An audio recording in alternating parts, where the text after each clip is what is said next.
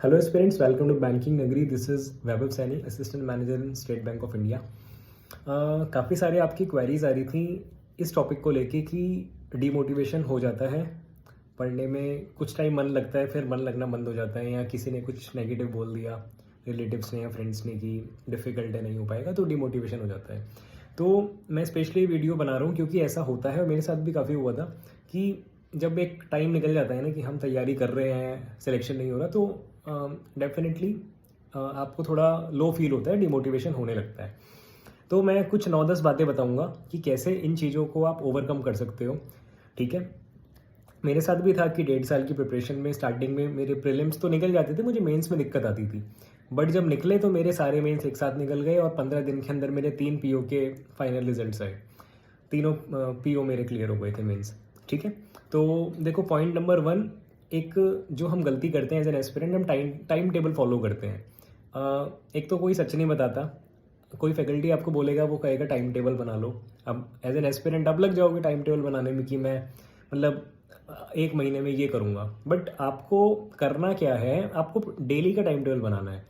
आप कल सुबह उठोगे तो आपको एक लिस्ट बनानी है कि आपको आज के 24 घंटे में से आपको जितने भी घंटे पढ़ना है, 8 घंटे 6 घंटे, उस 6 घंटे में आपको क्या करना है। आपको केवल आज का डिसाइड करना है, कल का कल देखेंगे। ठीक है, पहली गलती तो आपको ये नहीं करनी कि 1 महीने बाद का आप सोच के चल रहे हो, बस आज का सोच के चलो कि आज आपको क्या पढ़ना है। ठीक है, पहला पॉइंट क्लियर हो गया। सेकेंड पॉइंट, जहाँ से नेगेटिविटी आती है, अब ये आप सबको पता होगा कहाँ से आती है। रिलेटिव्स, नेबर्स, कुछ रिश्तेदार होते हैं जो हमेशा पूछते रहते हैं, पड़ोसी तो पूछते ही हैं कि और बेटा क्या हुआ, सिलेक्शन नहीं हुआ। इस टाइप से बहुत क्वेश्चंस आते हैं यार कि काफ़ी टाइम हो गया नहीं हुआ, क्या कर रहे हो आजकल। ये तो है यार, आप कहीं भी जाओगे आपसे पूछेंगे कि और क्या कर रहे हो आजकल, तो आपके पास ना कोई जवाब नहीं होता देने के लिए। तो आप लो फील करते हो कि मैं कुछ बता नहीं पा रहा या बता नहीं पा रही कि मैं आजकल कर क्या रहा हूँ, क्यों सिलेक्शन नहीं हो रहा है, या सिलेक्शन मेरा अभी मैं अनएम्प्लॉयड हूँ, तो आप फिर डिमोटिवेट हो जाते हो। तो मेरे साथ भी था। मैंने तो क्या किया, उस 1.5 साल की जर्नी में जब मैं तैयारी कर रहा था, एक शादी मैंने अटेंड नहीं करी, मेरे कज़न की भी हुई थी। मतलब मैंने नहीं अटेंड करी, ना शादी अटेंड करी, ना कोई पार्टी अटेंड करी, मैंने कुछ अटेंड नहीं करा। सोशल गैदरिंग मैंने सब अवॉइड कर दी थी। ना सोशल गैदरिंग होगी, ना आपसे क्रॉस क्वेश्चन होंगे, ना आप डिमोटिवेट होंगे, सीधा सा फंडा है। और फ्रेंड्स ऐसे बनाओ जो सेम प्रिपरेशन कर रहे हो, मतलब इधर एसएससी, सीजीएल, बैंकिंग, मतलब जो बंदा प्रिपेयर कर रहा है ना किसी कॉम्पिटिटिव एग्जाम का, उससे आप बातें करो। ऐसे से बच्चे से बात बंद करनी बंद कर दो जो यू कैन से ग्रेजुएट होके बिजनेस संभाल रहा है। मतलब वो आपको गाइड नहीं कर पाएगा, वो आपको सलाह भी नहीं दे पाएगा, उल्टा वो नेगेटिविटी फैलाएगा कि अरे मुश्किल है, नहीं हो पाएगा, क्योंकि उसके थॉट्स तो अमीरों वाले होंगे ना, बिजनेसमैन है वो।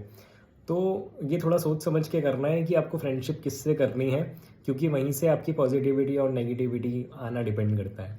सेकेंड पॉइंट हो गया ये वाला कि लोगों से, ऐसे लोगों से दूर रहना है जो आपको नेगेटिव बातें फैला रहे हैं। सीधा सा है, सब कुछ ये आपको बंद करना पड़ेगा। आराम से घर में बैठो, पढ़ो और सिलेक्शन लो। फिर जब सिलेक्शन ले लोगे ना, तो आप जब सोशल गैदरिंग में जाओगे, आप सामने से देखना, कोई नहीं पूछेगा कि और बेटा क्या चल रहा है। उन्हें पता है ना सिलेक्ट हो गया, तो कोई नहीं पूछता। फिर पूछना तभी होता है जब पता होता है कि अनएम्प्लॉयड है। सेकेंड पॉइंट ये हो गया।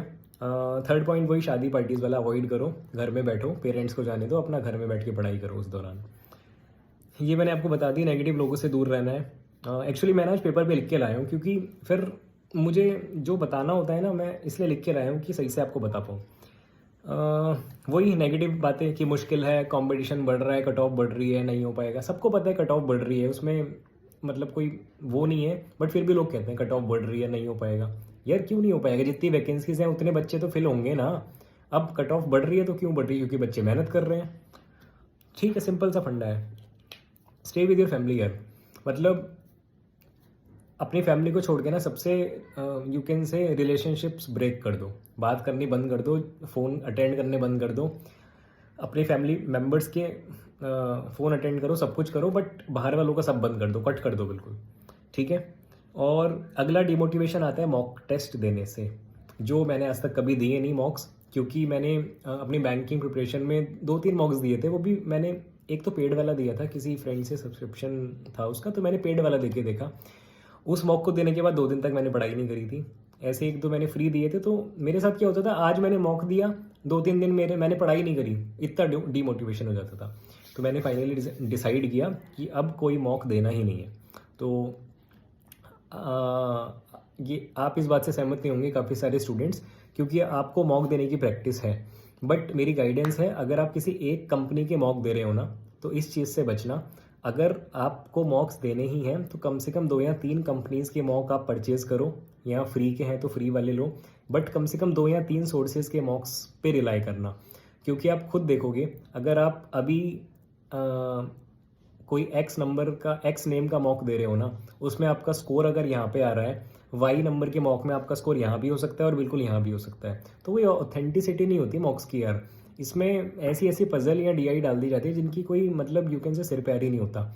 मतलब बस अपना मार्केट में बेचने के लिए वो कुछ भी डाल देते हैं। जितना खतरनाक मॉक होगा, जितना स्कोर आपका कम आएगा, आप 10 लोगों को बताओगे कि वो मॉक डिफ़िकल्ट है, बिल्कुल मेंस लेवल का था। तो बट उसकी कोई ऑथेंटिसिटी नहीं है यार। तो मॉक से थोड़ा बच के रहना है, और अगर ट्राई करना ही है तो 2 या 3 मॉक्स अलग अलग डिफरेंट कंपनीज़ के ट्राई करना। ऑल्टरनेटिव जो मैंने फॉलो किया था वो था प्रीवियस ईयर पेपर्स। किरण पब्लिकेशन की बेस्ट बुक आती है, सस्ते से सस्ता 300-400 रुपये की आ जाती है। पुरानी प्रीवियस ईयर, उसमें सेक्शन वाइज दिए हुए होते हैं यार, ईयर वाइज और सेक्शन वाइज, उसे फॉलो करो। मैं वही करता था, बुक खरीदी, उसमें रफ पेपर होते हैं, मतलब पेपर की क्वालिटी बेकार होगी बट कंटेंट अच्छा होता है। यू कैन से 90% कंटेंट उसका जेन्युइन होता है। टाइमर लगा, मैं मोबाइल में टाइमर लगाता था, 20 मिनट का टाइमर लगाया, एक सेक्शन सब्जेक्ट, मतलब मैंने ईयर का रीजनिंग का पेपर उठाया, 20 मिनट के टाइमर के साथ मुझे वो 35 में से 31 नंबर का रीजनिंग अटेम्प्ट करना होता था। देन मैं सेम क्वांट के साथ करता था, 20 मिनट का टाइमर, और 35 में से कम 26 नंबर, 27 नंबर मेरे क्वांट्स में आ जाएं।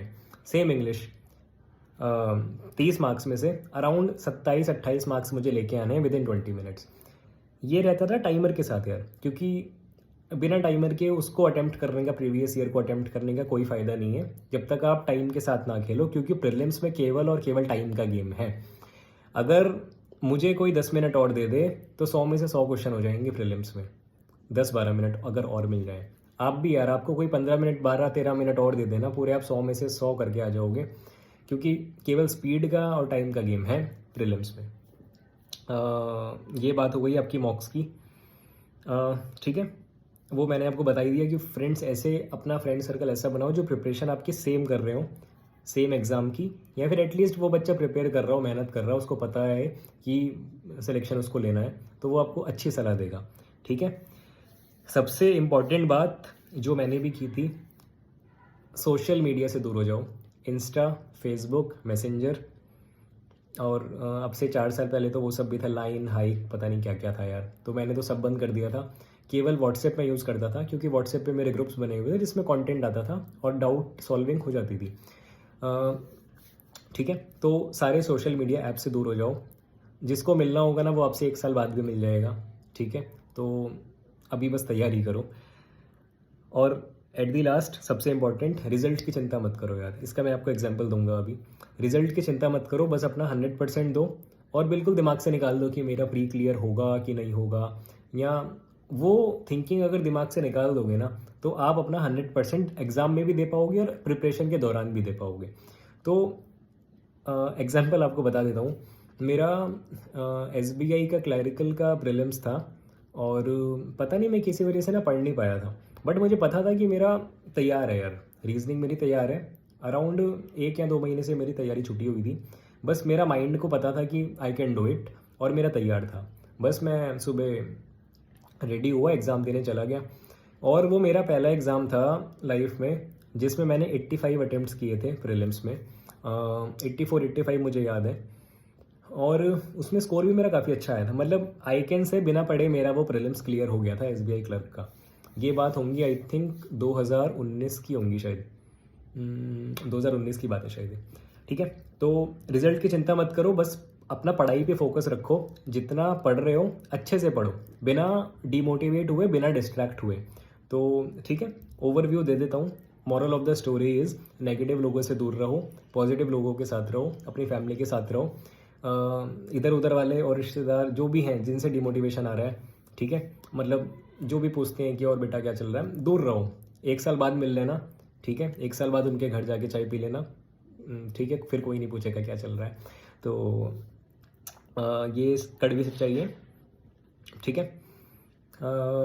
एक वीडियो और मैं बनाऊंगा। पहले मेरी रिक्वेस्ट है, लाइक शेयर और सब्सक्राइब कर देना। आप वीडियो देख के चले जाते हो, सब्सक्राइब भी नहीं करते हो, ठीक है? एक वीडियो मैं और बनाऊंगा। एक और कमेंट आया था, मुझे अच्छा लगा क्योंकि वो मैंने भी फेस किया था। एक आपको वो रिलेटेड है एग्ज़ाम के फियर से, कि जब आप एग्ज़ाम दे रहे हो एग्जामिनेशन हॉल में बैठ के, तो वहाँ पे भी आपको एक खौफ रहता है। तो उस पर मैं एक शॉर्ट वीडियो भी बनाऊंगा, वो भी ज़रूर देखना।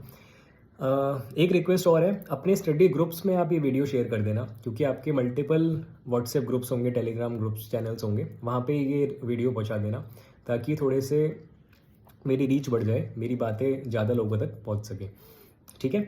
सो this is all from my side. अपने कमेंट्स मुझ तक पहुँचाते रहना, जिस टॉपिक पे वीडियो चाहिए मुझे बताना, और मैं कोशिश करता हूँ ज़्यादा से ज़्यादा आपके कमेंट्स का रिप्लाई भी करूँ।